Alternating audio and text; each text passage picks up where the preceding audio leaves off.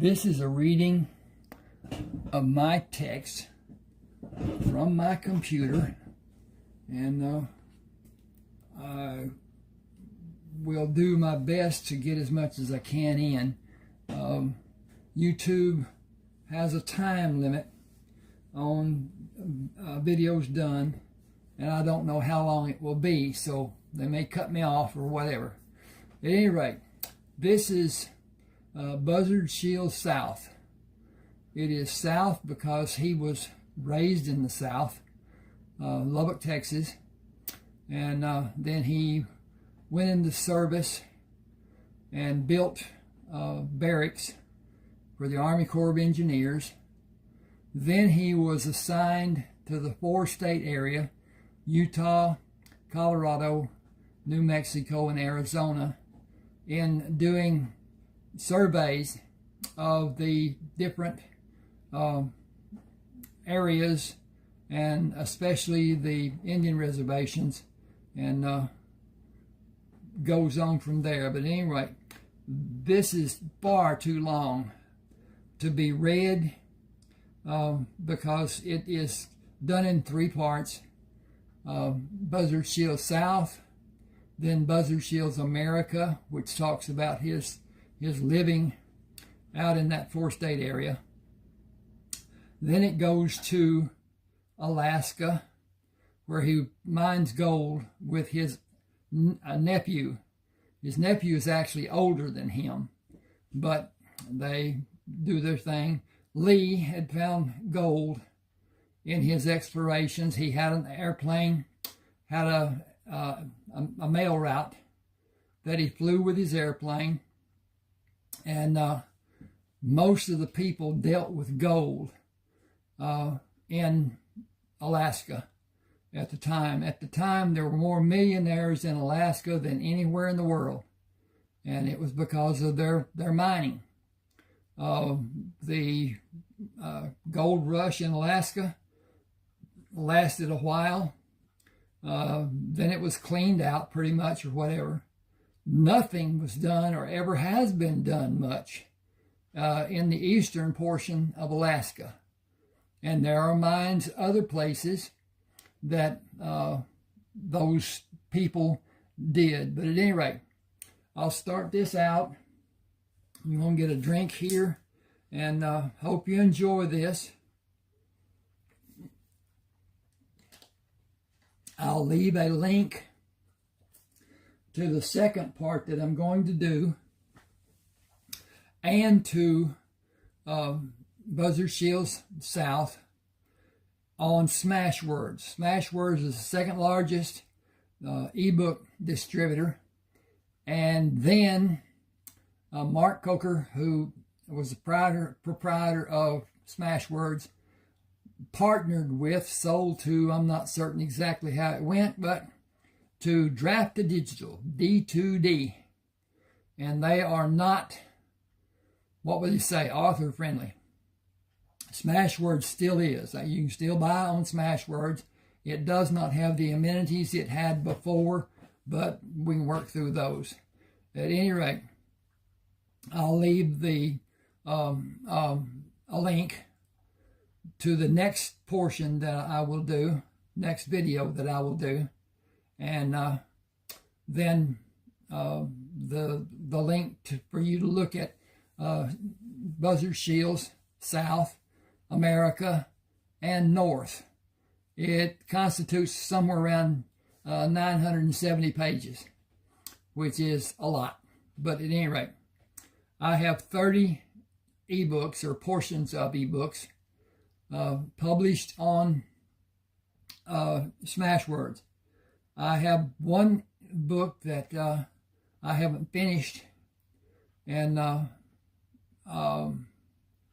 will probably not publish it. Have to go on Draft to Digital to do that, and I'm not going to continue with them.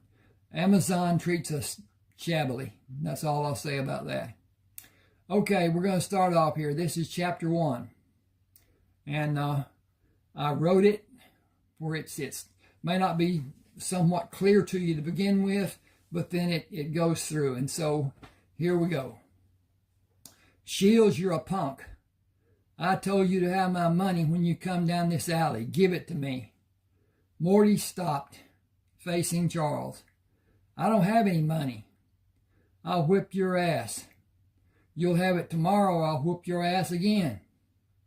He threw a roundhouse right, which caught Morty on the left side of his head. Morty bent forward when Charles kicked him between his legs. Throwing his left hand up to cover his ringing ear and protecting his crotch with his right hand, his knees bent. Unable to stand, he slowly sagged to the ground. Charles hit him on his left hand, which partially covered his ear. Bare knuckles pummeled the flesh and bone of his left temple. Morty fell face down in the dirt of the alley, unconscious. Tandy Graves found Morty attempting to move his legs under him while he fought to push his body up and stand. He saw blood on Morty's left hand. Turning Morty on his back, he saw blood coming from Morty's left ear. Continually blinking, Morty tried to focus on Tandy's face. I'm going to kill Charles Greer. Tandy pulled up on Morty's right arm as Morty slowly sat up. You better have help. He's 6 years older than you, and he's a lot bigger than you. I'll have help when I come back. Sorry, I'll back up and do this. I'll have help when I come home tomorrow. I'm going to beat his ass to a bloody pulp. Tandy helped steady him. You're no match for Charles. Even if you could do something, Charles, you'd have SB next. You need Frank Smith to whip Charles and keep SB off of you. Frank won't help me. He hates SB so much, all you need to do is tell him where SB is and that he's bothering you. SB has always been good to me. Lois told him I was her boyfriend. It didn't do you any good with Charles. It won't help. It won't be any help with him tomorrow and the next day either. He will never quit. Charles is just mean. He's a bully. I'll cool his heels tomorrow, and I'll never go empty-handed again in this part of Lubbock. I'm going to the end of the alley and wash the blood off the park. I'm going to the end of the alley and wash the blood off in the park before I go home. Can you help me? Can you stand and can you see? You keep blinking. Is your eye hurt too? I'm getting to where I can see better. He about knocked me so silly I wonder if I was out. He's a coward and a bully. I'll fix his wagon if he's waiting on me tomorrow. I'll be ready for him and he will not know what happened to him. He bent over when he walked by the fence behind his house to avoid being seen by his mother. At the end of the alley, he looked both ways to cross the street and went into the park. He looked up at the slide to be certain someone was not coming down before he moved in front of it and went to the drinking fountain. Holding the edge of the fountain for stability, he stepped on the foot lever and put his face into the stream of water and drank 4 gulps. The swimming feeling in his head slowly subsided. Kenneth Greer came from the clubhouse and slowly walked toward him. Did you have a fight? Charles hit me. He doesn't like you. Hell, he doesn't like me. Louie told him if he beat me up again, she would tell Mama. Mama would beat his ass, and he knows it. Tell him to leave me alone, and he'll be sorry he didn't. I'm not going to tell him a damn thing and have him whoop my ass again. You can do anything you want to him. I don't care.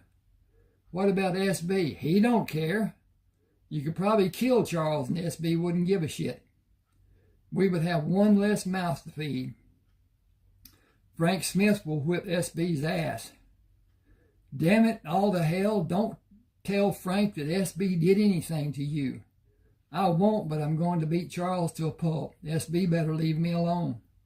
You couldn't in a million years. He's twice as big as you. He'll always be too big for you. He better leave me alone. I'm not getting into it. Do whatever you want, but you better be ready to get your ass kicked. You try to fight him and you'll get him mad and you're going to be in deep shit. Don't go the same way you always go to get home. Go around. I tried that. He saw me and dragged me into the park and threatened me. I think the only reason he didn't do anything to me, he was afraid Frank or Jerry would see. Jerry would tear him a new ass. Phyllis could probably do it. Phyllis could. Nobody is dumb enough to lay a finger on her. She's my friend. Louie is your friend. Phyllis is my friend. Lois is my girlfriend. We kiss sometimes. She likes me to hug her. Better not get caught. We won't. Marty walked up Auburn Street with Kenneth until he turned to go to his house, then turned back to face Kenneth. Charles better leave me alone. That ain't my problem. It's yours. It'll be best for you to outrun him. I will not run from anybody. I'm going to beat hell out of Charles if he doesn't leave me alone. Fat chance of that ever happening. His mother shook the dust mop out, standing on the front porch. Clean up, mijo, and do your lessons. I don't bring schoolwork home.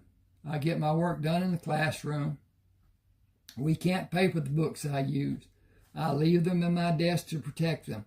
If they get stolen, I ain't going to be able to pay for them. Your papa said to clean the backyard. Do not step where you cannot see, he said. I'll be careful. Can I have a glass of milk? Un poquito. No mucho leche. I'll get one of the jelly bars. It won't hold much. I'll get one of the jelly jars. It won't hold much. Sorry about that. I wish we could have all I want to drink. I need milk for my bones to be healthy and grow strong. Esos fuertes. Mama, speak English. I'm teach you, mijo. I know how to speak Spanish, but I can't use it. I'm the only one in the whole school that understands Spanish. The Spanish kids go to Elmore on Avenue A, close to McKenzie Park. We've been there, where the prairie dogs live, remember? Annalise went with us. They barked at her when she barked at them. They funny. They bark at me, they bark at you, they bark at Annalise. They bark at everyone. I have not talked to your sister in so long. Alaska is so far away. She is 36 now. She was my baby until you. Soon she will be 37. I wish to see her and my grandson. Lee is 17. He will be big now. I don't know. I have been your baby for 12 years. You will always be my baby boy. Morty drank the small amount of milk, left the house through the back door, and stepped off the porch into the grass. Wind-blown scraps of paper littered the yard. Opening the shed, he took out the broom handle with the nail pushed into the end and spiked the scraps until the nail no longer speared and held the paper. Moving out the gate to the refuse can, he lifted the lid, put the broom handle on the lid, held the lid down, and slowly moved the broom handle to pull the pieces of paper off the nail. He finished cleaning the yard and picked up paper the wind lifted against the fence outside in the alley. Taking the short broom handle to store in the shed, he pulled a standard length broom handle down from a horizontal rack on the wall, stood it against the fence, braced against the raised floor of the back side of the shed. No one can see it from the alley. I'll get it in the morning on my way to school. Charles better not be waiting for me again. I'll beat his ass and bust his head. Morty stood at the front window and watched Alan Shields take a broom handle from the back seat of the car Clarence Welborn drove in the morning, taking them to work and to bring them home in the afternoon. Papa's home. Morticius Shields stood behind Morty, holding the curtain away from the window. He is so handsome. You are like him, my handsome men. Mi amanto y mi hijo. He will hunt for rabbits. I make dumplings with them. We might not bring any home. It is always so. We never go hungry like my family in Mexico. It was hard for us to live. Alan kissed Marissa and gave Morty the broom handle. He pulled 2 short pieces from his back pockets. Put these in the shed too. They will play fight with them. We will play fight with them after we come back from hunting in the pasture. Morty twirled 1 short piece through his fingers and dropped it. He looked up at Alan after he quickly caught it as it bounced up from the floor. Quick as a cat, but you are still not considering the limits. Everything has limits. Get your guns in the bag. Clarence will meet us in the park. Get our guns in the bag. Walking on the road leading to the pasture, Morty considered Alan's words about limits. They did not speak about going to the pasture, fearing someone might hear and report them to the college. Even with the threat, they did not attempt to hide. They were proud men. He climbed through the barbed wire fence beside the lock gate and immediately began searching the mesquite bushes for rabbits hiding in the bushes. The men stood tall to peer down in the bushes or leaned to push the limbs away to see and shoot the rabbits. Shorter than the men, Morty used the barrel of his gun to slowly push the limbs apart to see if a rattlesnake waited in the bushes. When he was sure none were hidden, he would locate a waiting rabbit and sight the gun on it. Alan took the first 6 rabbits away from the area where they were cleaned them and joined Clarence and Morty, moving from mesquite bush to mesquite bush with occasional pops from the small caliber small caliber rifles. Clarence put 9 rabbits in his bag when Alan gave them to him. I saw a lot of small rabbits. We will be able to hunt through good weather and have plenty of food for our families. Alan looked toward the setting sun. Rabbits breed all the time. I've seen thousands out here. When we were little and we came to play and made loud noises. We were happy to be away from people and felt free when we were here in the pasture. We never see all of it now because we don't go that far. When we were kids, we roamed all over it. We had to be careful and continually watch for the bull. The cows and calves aren't as mean as the bull. We didn't have guns to frighten them away like we do now. Twilight allowed them the ability to walk the distance back to their homes. The house Clarence and his family lived in was on Bates Street on the north side of the park. The sun will be up in the morning when I come to get you. Summer and long days will be here next month. We can hunt early in the morning and late in the afternoon. Good night.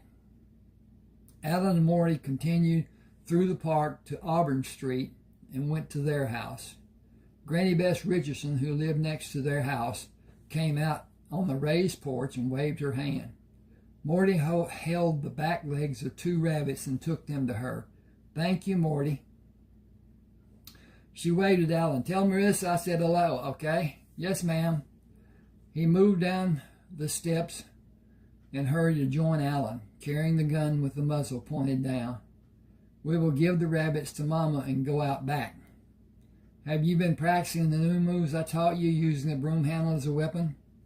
You said it was for me to learn to do a dance.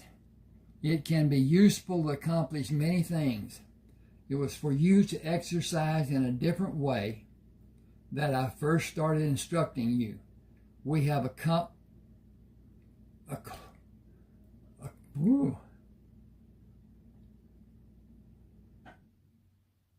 Oh, sorry, I didn't get that. We have accumulated more than I had thought to have in the shed. I have a lock to put on it and keep the contents safe. The key will be on a nail beside the door in the dining room, and I'll have the extra key in the bottom drawer of the chest of drawers. They must not be lost, or you will be sawing on the lock for days trying to cut it off with a hacksaw. Open the lock, put the key back in the nail, on the nail, before you do anything else. Keep it safe. Close the lock when you're finished using the tools inside the shed. Remind me and Mama that the shed is locked and the key is safe, okay? Marty grinned. Alan gave the hunting bag to Marissa. The rabbits are thick this year. We'll be okay, I think. Times are hard all over the world. I'll spend time with Neil. Call us before time to wash for dinner. Kissing her, he took the lock and key from the nail and led Morty outside. Remember to keep your balance. You cannot do anything if you're not in control of your movements and your body. Opening his shed, he looked at the broom handles on the left wall.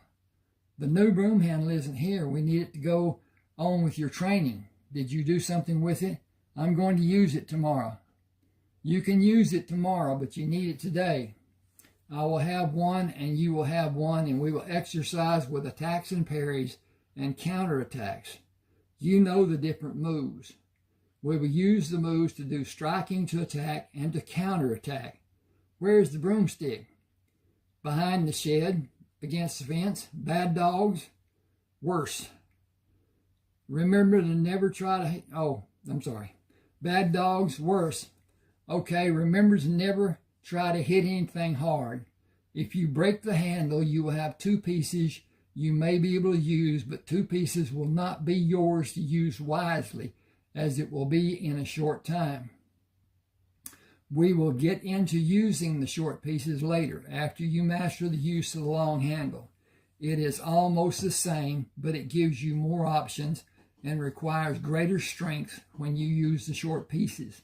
It also allows you to move faster, which can cause problems you need to learn to avoid and learn how to continue if it happens. Bring the handle to me. Alan showed Morty how to move and attack and watched him practice until Marissa called him for dinner. Alan placed the handle he used in the shed. Put the broom handle back where you had it. Remember to be deliberate in your moves until you feel you know your opponent. Then do what comes naturally to you. Don't let one strike by your opponent defeat you. Act as fast as you can to gain the dominant position and strike faster and more often.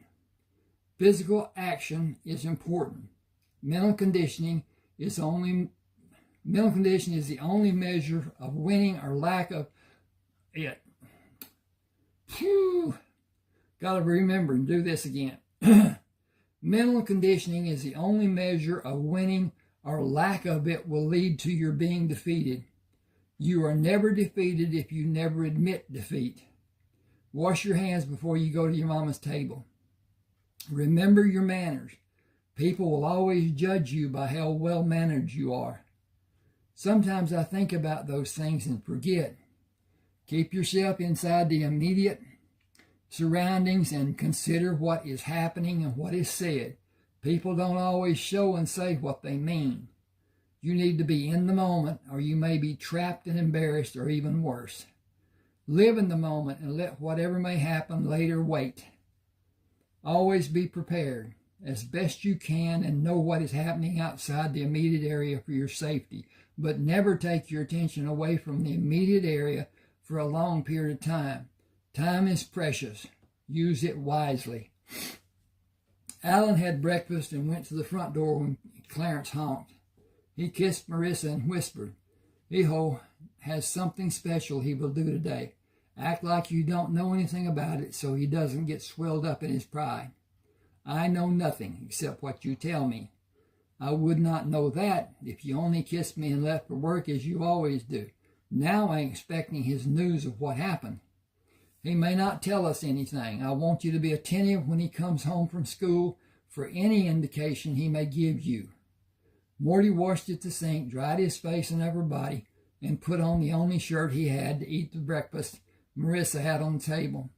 He thanked her and went out the back door to retrieve the broom handle. He happily twirled it as he walked down the alley until Charles stepped in the alley in front of him. "Give me the money you have."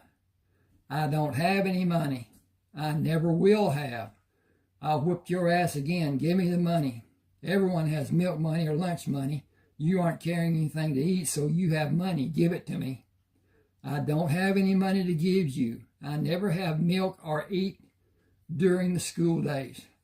Charles threw a straight right punch that Morty parried with the broom handle, did a spin to his right to move forward, and struck Charles with a solid blow across his back.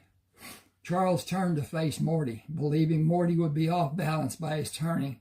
Charles threw another straight right. Again, Morty parried the fist away, did the same spin, and struck Charles harder than before. I will hit you harder every time you try to hit me. You've been lucky. I'm going to whip your ass. I always have. I don't care how bad I hurt you. He started to lunge at Morty and felt the end of the broom handle plunge into his chest. As he attempted to grab the handle, Morty dropped it away from his grasp and brought the handle around to hit him on the left side of his face. Spinning the handle in front of his body, Morty struck Charles on the opposite side of his face and on his left hand, then across his right leg. Morty backed away, anticipating the next move Charles would make, which was a low dive, trying to catch Morty by wrapping his arms around his lower legs. Morty hopped to his right and bounced the handle off the top of Charles' head and quickly struck the same place again and again. He turned and walked across the street that divided the two city blocks and continued up the alley on his way to McWhorter Elementary School. Marissa continued watching until Charles finally moved to stand on his hands and knees, shaking his head. Iho is growing. Soon he will be a strong young man. He will be big for his age. Even now he is. She went inside smiling, and smiled each time she thought of what she witnessed, while she did her usual household tasks. Wow, couldn't get that out too. Morty moved through the door of the classroom, sat in his desk, and placed the broom handle on the floor beside his desk. He took the first book to be used and opened it to the page the class was on the previous day. With the paper he began writing on yesterday, he continued writing. The teacher stood beside him to check his progress and asked, "Do you need the stick?" "Yes, ma'am." "Keep it from being a problem. I'll allow you to keep it. Bad dogs? Worse than dogs, ma'am. Protecting yourself may never be easy. I had several bullies when I was in school. I found that force worked to my advantage better than diplomacy. Speaking softly and carrying a big stick was advice I took to heart, though my stick was much smaller than yours." Billy Bob Baker sat behind Morty. "Can he take it outside at recess and show me how I can use it?" "Only you. The others must not bunch around you for their safety. I will monitor your activities and warn them to be safe and stay away." Billy Bob grinned. "Thank you, ma'am." "You are both doing well. Continue with your work." She led the class out to the playground at recess and stood beside the utility pole, indicating Morty and Billy Bob could stand close to her. With a shake of her fingers, she warned the other children to stay away. Billy Bob asked, "Where did you get your name? I've heard of Marty, but never Morty." "It was from our first grade teacher. My first name is long. I was trying to spell it and only got Mort written when she had us pass her papers to the front. She put a Y on the end of Mort, making it Morty. I liked it better than my name, and it was easier and faster to sign on my paper, and I've used it since then. The exercise with the broomstick is like the cheerleaders use with a baton. Sort of. It lets you move and dance and strike to build your stamina, help with you seeing the handle and moving it as you need to. Papa calls it hand-eye coordination. He learned from his papa. It is good to know how and build with it. It helps your reaction and timing." After school, Morty was approaching the street where Charles met him earlier. Morty cautiously moved to the left side of the alley. Charles came from the street on the opposite side of the alley. "Trying to hide from me?" "Just to gain an advantage. I saw your shadow through the fence. Leave me alone. I'm going to cut you to pieces." Morty looked down at the right hand, which Charles held low.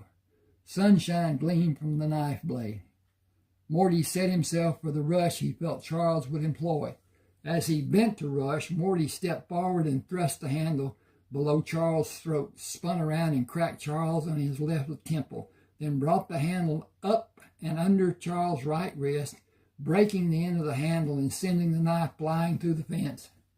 He reversed the handle, had his grip near the splintered end, and struck Charles over his left eye, then moved into the street and waited for Charles to attack. As he anticipated, Charles crouched and charged, attempting to grab Morty's legs. Morty spun away and hit Charles across the back of his head, breaking the rounded end of the handle. He held the handle up and examined the broken ends. Papa will not be happy I broke the handle on both ends. He told me not to strike with force. Charles, if you want to continue, you don't have a knife anymore. The handle will do more damage if I use the splintered ends. I will do as you ask. You will never bother me again. I will break another handle on your head. I have a good supply of handles. Charles did not answer because Charles did not hear Morty talking to him. Charles was unconscious from the last blow Morty struck. Morty slowly backed away from Charles, moved down the alley to stand the broken broom handle against the floor of the shed, leaning against the fence. S.B. came around the corner of the street as Morty crashed the last strike of the handle on Charles' head. He stopped to watch Morty look at the broken ends of the broom handle and went to help Charles when Morty left the street. Turning Charles over, he raised his head with his left hand and slapped him with his right hand and slapped him again. Then Charles' eyelids opened slightly to reveal only whites. S.B. slapped him again. Charles raised his head and swung wildly away from S.B. S.B. released the hold he had on his brother's head and stood up. You better leave that kid alone before he kills you. I told you earlier today, and I'm telling you now. I will not tell you again. If you want to act like a fool, go ahead. Who do you think has money to pay your doctor's bills? Nobody. I'm going to kill him. How many times have you tried and failed today? I think you are acting stupid. You keep doing your stupid act, and one of the Smith brothers will tear you a new ass. I told you to quit. I'm done with it. You know Frank and Jerry watch out for the kid. You're not going to make a problem for us. Quit acting like a child. Grow up and get a job. He's a little punk. I'll get him. You may get worse than what you already got. Leave the kid alone. Go get a job. We need more money than I'm making. The world is going to shit in a handbasket and you're acting stupid. Learn, dumbass. You're almost 18 years old. Kid's in the 5th grade and he has whipped your ass twice today. You outweigh him by at least 60 pounds. You can't match his speed. He could have killed you. Nobody who saw it happen would talk. You'd be dead laying in the alley and no one would talk because nobody likes you. Learn and try to act like a man. I'm done. You better be, and you better get a job. Smiling broadly, Morty had... I got to take a break here a minute and get things back in order and continue. Gather my wits here. Smiling broadly, Morty held the guns in the hunting bag standing on the front porch with Marissa when Alan came home. He walked around the car and spoke to Clarence, then waved for Morty to come to him and threw Marissa a kiss. Taking the gun from Morty, he asked, did your school day go as planned? It was a normal day. I broke the broom handle. Did you have a good reason when you broke it? I did, but I broke it on both ends. Will you need to break another one? I hope not. I did not break it this morning when I first used it. I broke it this afternoon on the way home. Did you bring it home? Yes, sir. We will saw it to make 2 pieces to use in your exercises. Yes, sir. Did it break in the middle? No, sir, only the very ends. I thought it might not break because I only used the ends.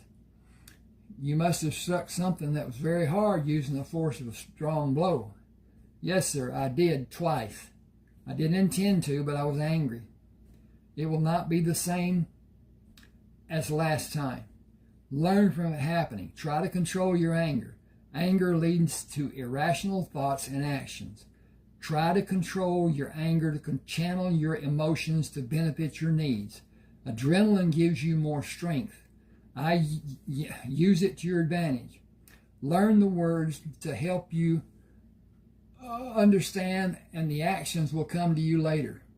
We will meet Clarence in Hunt and Tech pasture.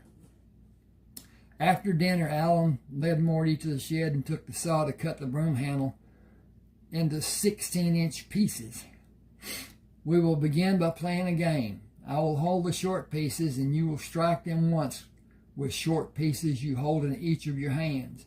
I will move and you will strike on and on until it becomes an exercise of striking quickly without anticipating a move to be made against you or that you believe you need to make.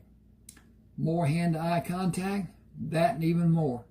Morty quickly became adept at following the pieces Alan moved without following them with direct eye contact.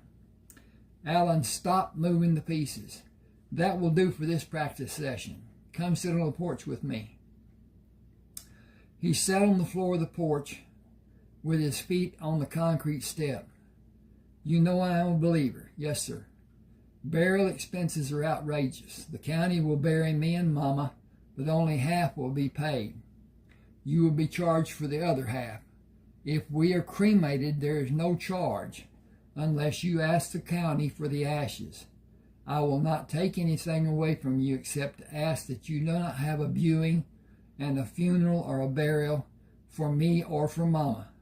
Will you promise? It is what we want. Will I be allowed to make your wishes known as young as I am? As our last survivor, you will. Then I promise. Do you think something will happen? Those that are supposed to know predict hard times to be coming. I don't know where they have been living to think we aren't already having a hard time. The rabbits are letting us eat well, or we will be having vegetable soup every meal.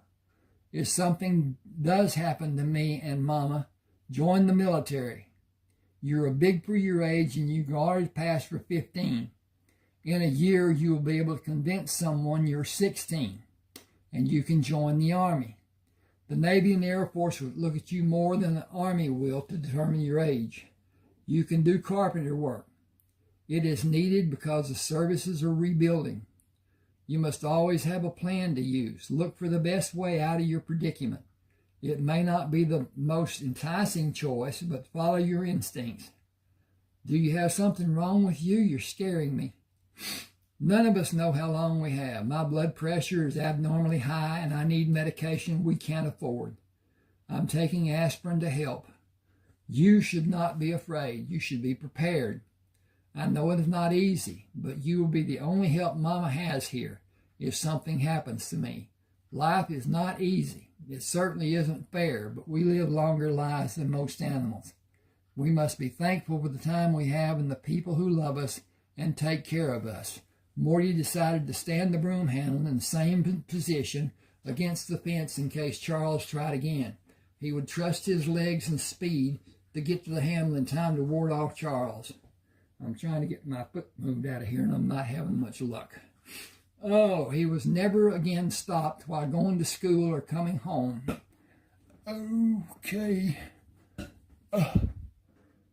Okay, we're at 38 minutes.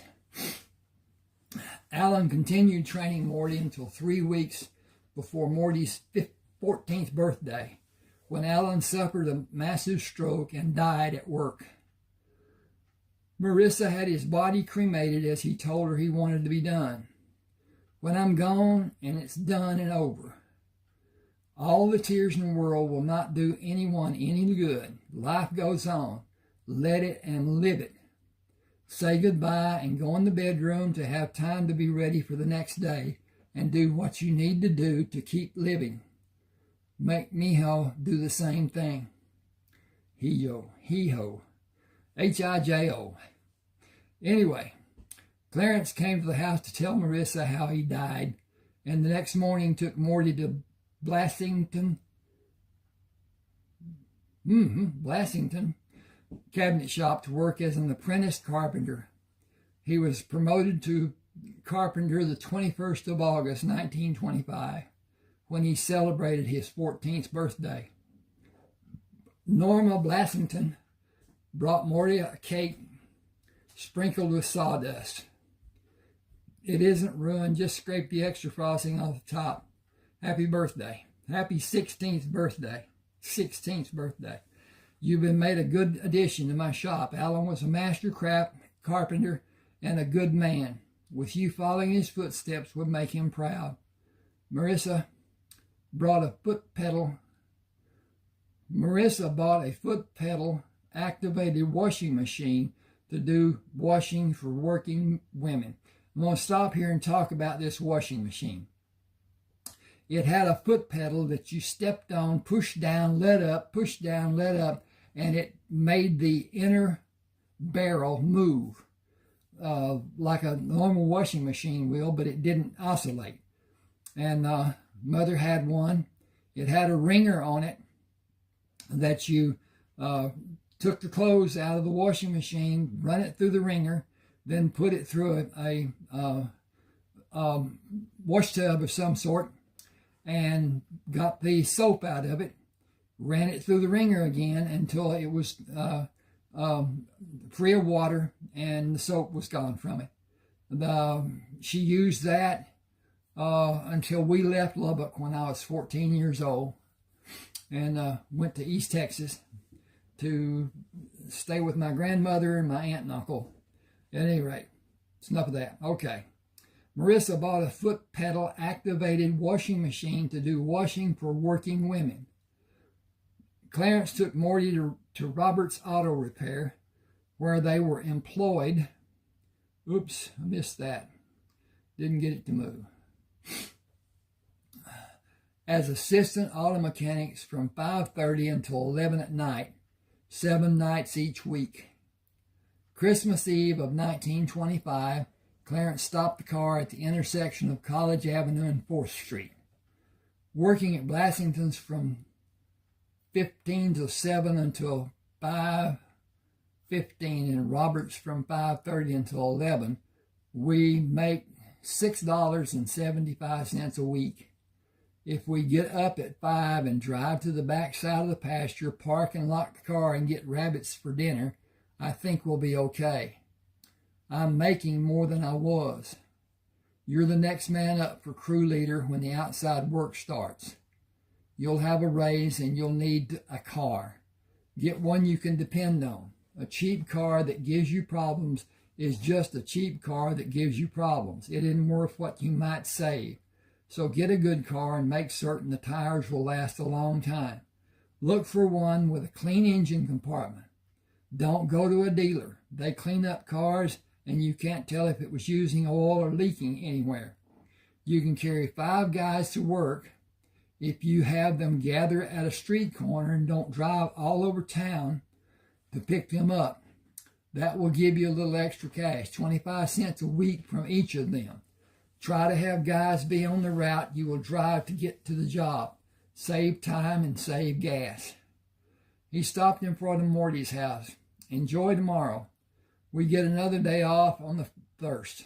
Merry Christmas. I'll stop for you in the morning at 7. We can sleep in until then. See you later. Merry Christmas. See you later. I bought myself a metal lunchbox for Christmas. The guys will be jealous. We start putting the pictures together in the stores the 2nd. It will help. Lots of rats in those new buildings.